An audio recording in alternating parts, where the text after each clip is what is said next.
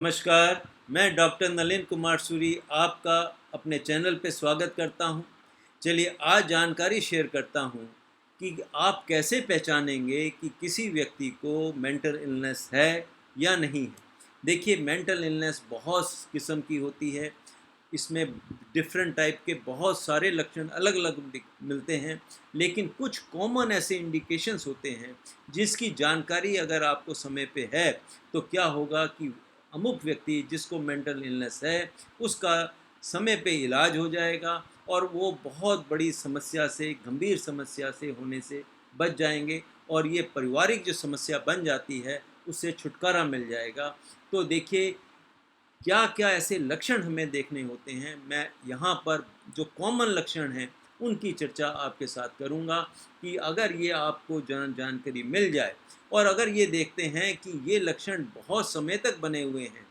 देखिए थोड़े बहुत तो रोज़ क्योंकि इमोशंस हैं, ये थॉट्स हैं, फीलिंग्स हैं, ये चेंज होती रहती हैं। लेकिन अगर ये थॉट्स जो डिरेंज्ड हैं, जो जिसका इक्विलिब्रियम बिगड़ चुका है, जो सामान्य नहीं है, तो अगर ये थॉट्स, इमोशंस और फीलिंग्स डिफरेंट हो गई है और काफ़ी समय तक रह हो चुकी है, तो फिर देखिए वो अमुक व्यक्ति जो है, वो मेंटल इलनेस से ग्रस्त है। अब मैं बात करता हूँ ऐसे कौन-कौन से लक्षण हैं, जिनकी हर व्यक्ति को जानकारी होना बहुत-बहुत ज़रूरी है। देखिए सबसे पहले बात करते हैं कि ऐसे व्यक्ति जो होते हैं, ये हमेशा उदास बने रहेंगे, जैसे उनमें कोई उनसे कुछ लुट गया है, हमेशा उनमें उदासी की भाव बना रहेगा, उनमें ऐसा लगेगा कि जैसे वो बिल्कुल एक तरह से निराश हो चुके हैं अपनी ज़िंदगी से, बहुत परेशान दिखेंगे और क्या होगा समय-समय पे वो रोने भी लग जाएँगे, दुखी से बने रहेंगे।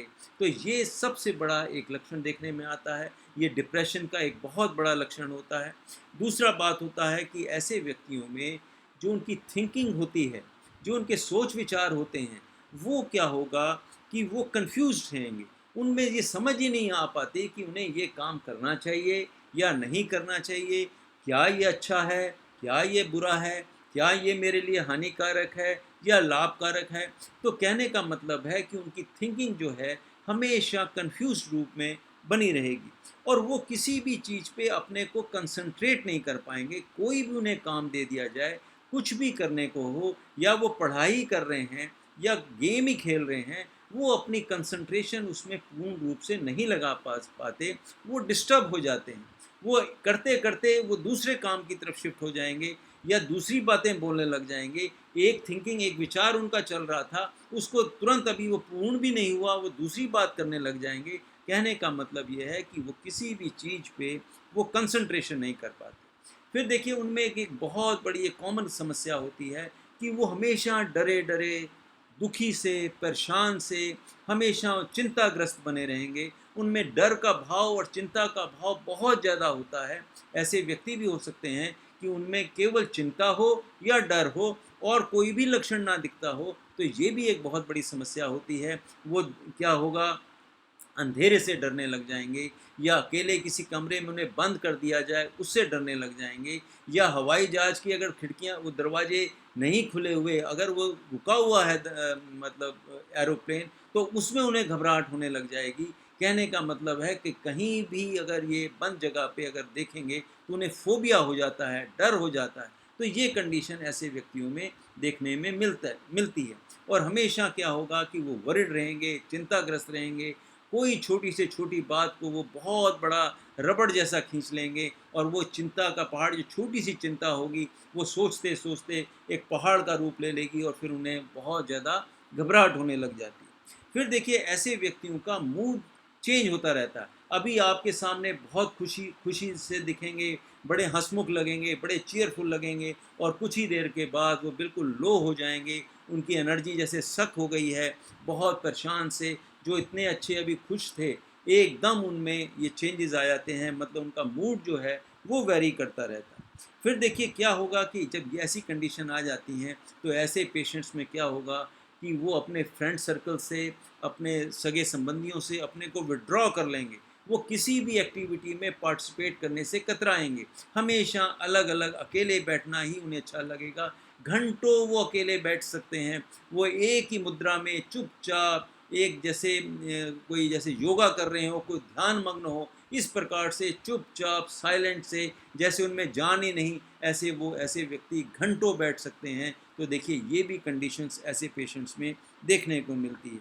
फिर देखिए ऐसे व्यक्ति क्या होंगे, हमेशा हो सकता है कि वो टायर्ड महसूस करें, थके महसूस करें, उनके अंदर जैसे कमज़ोरी आ गई है, उनके हाथ-पाँव काम नहीं कर रहे हैं, दिमाग उनका काम नहीं कर रहा है, हमेशा जैसे उनका एनर्जी लेवल बिल्कुल ख़त्म हो गया है।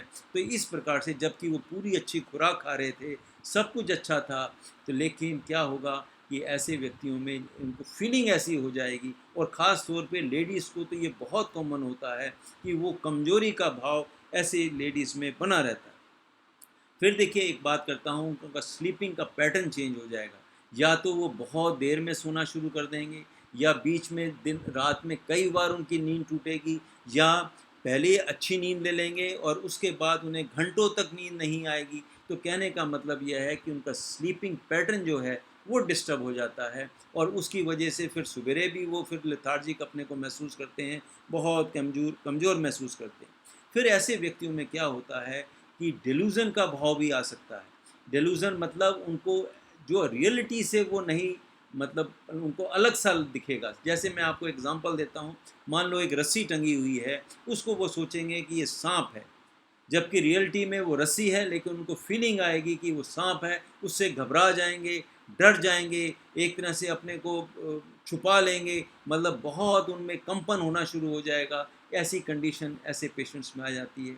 या हेलुसिनेशन आने लग जाएंगे कि ईश्वर से उनकी तालमेल हो गया है, ईश्वर को उन्हें आवाज़ दे रहा है कि, और अलग अलग उन्हें सुनाई देने लग जाएगा, या वहाँ किसी और कंट्री से मुझे साउंड आ रही हैं, रिंगिंग ईयर्स हो जाएंगे, और अलग अलग भाव आ जाएगा। भ्रम की स्थिति ऐसे व्यक्तियों में हो जाती है। अगर वो किसी भी व्यक्ति, अगर उन्हें कोई देख रहा है लगातार, तो उसको अलग वो दृष्टि से देखेंगे, कहीं ये मुझे मारने वाला तो नहीं है, ये कोई मेरा दुश्मन तो नहीं आ गया है, या ये मेरे से कुछ खींचना तो नहीं चाहता। मतलब वो हमेशा शक का भाव ऐसे व्यक्तियों में बना रहता है। अगर आप किसी गाड़ी पे जा रहे हैं, और अगर पीछे से कोई गाड़ी साथ उनके चल काफ़ी देर तक लगी हुई है, तो ऐसे व्यक्तियों में ये भाव आ जाता है कि ये मेरा पीछा कर रहे हैं, ये मेरे को मार देंगे, या ये जासूस है जिसने मेरे पीछे लगा दिया है। तो मतलब इस प्रकार की ऐसे व्यक्तियों में भावना आ जाती। फिर वो देखिए इस प्रकार के व्यक्ति जो होते हैं, वो कोई भी छोटा मोटा स्ट्रेस आ जाए, कोई भी छोटी मोटी समस्या आ जाए, वो उसे बहुत गंभीर रूप में ले लेते हैं। वो उसके साथ कोप अप नहीं कर पाते हैं, उनको सोच नहीं पाते कि इस स्ट्रेस से मैं कैसे बाहर आऊँ, और वो स्ट्रेस जो है उन पे इतना हावी हो जाता है कि उनका सारे शरीर को वो जाम कर देता है, मतलब उन्हें पागल सा बना देता है। फिर देखिए क्या होता है कि ये व्यक्ति जो होते हैं, इनके शरीर में से इनकी खुशी ख़त्म हो चुकी होती है, वो कोई ना कोई दूसरा रास्ता अपना लेते हैं। या तो अल्कोहल का सेवन बहुत ज़्यादा करना शुरू कर देंगे, या नशे की दवाइयाँ वो ऐसे व्यक्ति जो हैं बहुत खाने लग जाएंगे, और वो उनकी जो मात्रा है वो दिन प्रतिदिन फिर बढ़ती चली जाती है। या फिर क्या होगा कि ऐसे पेशेंट्स में क्या होता है कि उनका एपिटाइट चेंज हो जाती है, उनका भूख बदल जाती है। या तो वो बहुत ज़्यादा खाना शुरू कर देंगे, या बिल्कुल उनकी डाइट जो है कम हो जाएगी, और वो खाने का जो तरीका है वो बदल जाएगा, उसका पैटर्न बदल जाएगा। अब क्या होता है कि ऐसा भी देखा जाता है कि इतना ज़्यादा डाइट में वो चेंज आ जाते हैं कि कूड़े में से उठा के चीज़ें खाने लग जाते हैं, गंदे गंदे पदार्थ खाने लग जाते हैं, और उनको वो चीज़ें खाने लग जाते हैं जो वो नहीं खा सकते। मान लीजिए ये गेहूं के दाने चबाने शुरू कर देंगे, चावल के दाने खाने शुरू कर देंगे, या और कुछ ऐसा पत्थर खाने शुरू कर देंगे, मिट्टी खानी शुरू कर देंगे, मतलब साबुन खाना शुरू कर देंगे, बहुत कुछ जिसे हम पाइका कहते हैं। तो ऐसी कंडीशन भी ऐसे पेशेंट्स में आ सकती है। तो ये भी एक एक बहुत बड़ा ऐसे व्यक्तियों में जो बिहेवियर डिसऑर्डर का है, इस प्रकार की कंडीशन ऐसे व्यक्तियों में बन जाती है। फिर देखें ऐसा भी हो सकता है कि उन्हें गुस्सा छोटी छोटी बात पे बहुत ज़्यादा गुस्सा आना शुरू हो जाता है, और इतना गुस्सा आ जाता है कि वो फिर वायलेंस करना शुरू कर देते हैं, मार पिटाई करना शुरू कर देते हैं, घर का सामान फेंकना शुरू कर देते हैं, और बहुत ज़्यादा घर में तोड़ फोड़, हल्ला गुल्ला, बहुत ऊंचा ऊंचा चिल्लाना शुरू कर देते हैं। तो ये भी एक उनमें कंडीशन आ जाती है। और फिर देखिए इतना ज़्यादा हो जाने के बाद उनमें क्या होता है, ऐसे पेशेंट को सुसाइडल टेंडेंसी हो जाती है। वो अपने जीवन को समाप्त करने की भी उन्हें इच्छा होती है कि वो बिल्कुल, उनके अंदर एक गिल्टी का भाव आ जाता है, अपराध का भाव आ जाता है, और वो सोचते हैं कि मेरी ज़िंदगी बिल्कुल बेकार हो गई है। मैंने जो एक छोटा-मोटा कोई अगर उन्होंने अपराध भी कर लिया था, तो वो इतना बड़ा वो रूप ले लेते हैं कि उसकी वजह से वो सोचते हैं कि ये मेरा जो मैंने इतनी, मैं कैसे अपना प्रतिशोध पूरा करूं, तो उसके लिए क्या करेंगे, वो सुसाइड तक करने को तैयार हो जाते हैं। अब इसके साथ साथ देखिए, ये तो आम एक सिम्टम जो मैंने आपसे चर्चा करी, ये क्या होता है, इसमें से कुछ हो सकते हैं, एक भी हो सकता है, और बहुत सारे एक साथ भी सिम्टम हो सकते हैं।